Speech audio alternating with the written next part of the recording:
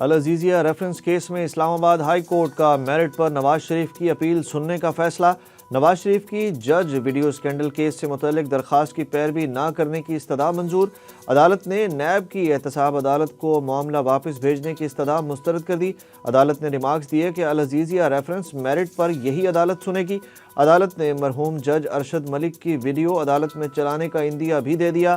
نواز شریف نے حسین نواز کی طرف سے سپریم کورٹ میں جمع کرائے گئے دستاویزات سے اظہار لا تعلقی کر دیا۔ اسلام آباد ہائی کورٹ نے العزیزیہ کیس میں نواز شریف کی سزاؤں کے خلاف اپیل کی سماعت 12 دسمبر تک ملتوی کر دی۔ بشرا بی بی اور لطیف کھوسہ کی مبینہ آڈیو لیک کیس کی سماعت۔ اسلام آباد ہائی کورٹ کا آڈیو لیکس کی کاپی DGISI کو بھیجنے کا حکم۔ FIA کے حکام کو بھی اس معاملے سے متعلق فرانزک تحقیقات کی ہدایت۔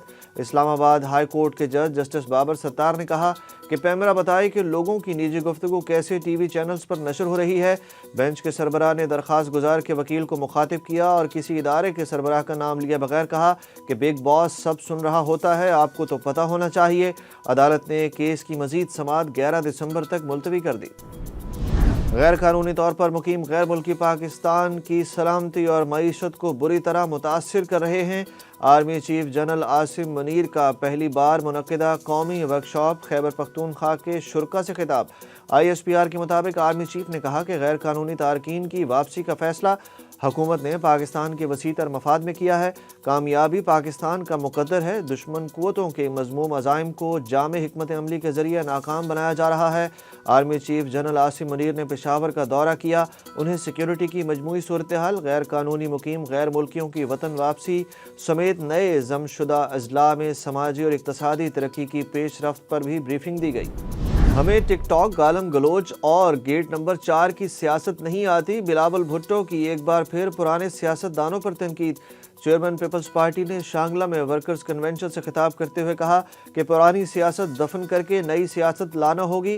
عوام کے قدموں کے نیچے سیاسی جنت ہے، لیکن سیاست کو اختلاف رائے کے بجائے سیاسی دشمنی تک پہنچا دیا گیا۔ انتقام کے بجائے عوام کی فلاح کے لیے سیاست ہونی چاہیے۔ پرانے سیاست دانوں کو عوام کے اصل مسائل کی فکر نہیں، بلکہ وہ اب بھی انا کی سیاست کر رہے ہیں۔ بلاول بھٹو نے کہا کہ ہم نے نئی سیاست کی داغ بیل ڈالنی ہے۔ 8 فروری کو پیپلز پارٹی کی ہی جیت ہوگی۔ مجھ پر کرپشن کا کوئی داغ نہیں اور میں اپنی نہیں بلکہ عوام کی جیب بھرنا چاہتا ہوں۔ الیکشن میں حصہ لینا چاہتا ہوں۔ سابق وزیر اعظم عمران خان نے الیکشن کمیشن آف پاکستان کی جانب سے 5 سال کے لیے نااہلی کا اقدام چیلنج کر دیا۔ عمران خان نے بیرسٹر گوہر علی خان اور سینیٹر علی ظفر کی وساطت سے لاہور ہائی کورٹ میں درخواست دائر کر دی۔ درخواست میں الیکشن کمیشن کو فریق بنایا گیا ہے۔ عدالت سے استدعا کی گئی کہ سپریم کورٹ کے احکامات پر الیکشن کی تاریخ کا اعلان ہو چکا ہے۔ درخواست گزار الیکشن میں حصہ لینا چاہتا ہے۔ درخواست گزار پر لگائے گئے الزامات بے بنیاد ہیں۔ درخواست کے حتمی فیصلے تک نااہلی کا نوٹیفیکیشن معطل کیا جائے۔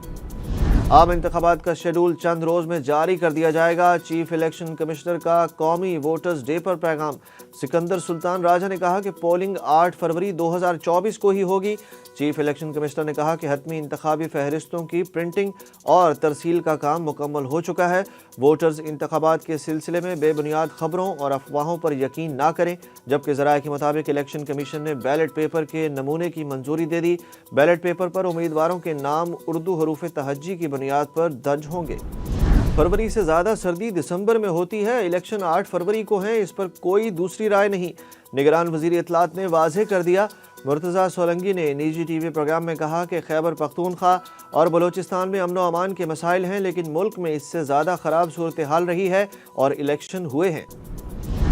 سابق ڈپٹی اسپیکر پنجاب اسمبلی دوست محمد خان مزاری سمیت متعدد سیاسی شخصیات نون لیگ میں شامل ہو گئیں۔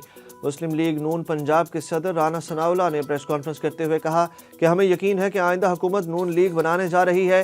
تحریک انصاف اب گوہر خان کی جماعت ہے۔ ہر حلقے سے 6 سے 8 درخواستیں آئی ہیں۔ آج ہم نے ضلع جھنگ کو مکمل کیا ہے۔ انٹرویوز مکمل ہوتے ہی امیدواروں کے ناموں کا اعلان کر دیا جائے گا۔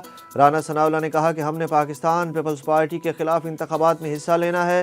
مخالف جماعتوں سے سیاسی مقابلہ ہے، کوئی دشمنی نہیں۔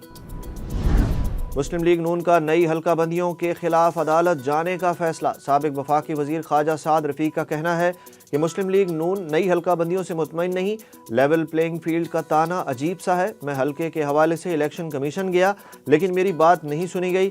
نئی حلقہ بندیوں کے خلاف عدالت جا رہے ہیں۔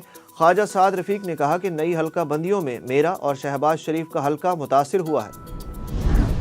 عمران خان 9 مئی مقدمات کی تفتیش میں قصوروار ہیں، D I G investigation Imran Kishore کی پریس کانفرنس۔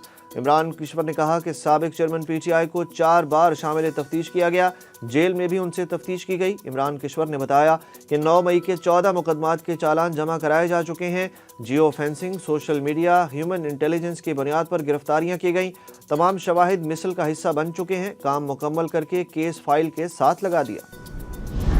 بڑا اچھا موقع ہے، جنرل باجوہ عدالت میں جا کر بتائیں بانی پی ٹی آئی کو کس طرح لایا گیا تھا۔ لیگی رہنما جاوید لطیف کی اسلام آباد ہائی کورٹ کے باہر میڈیا سے گفتگو۔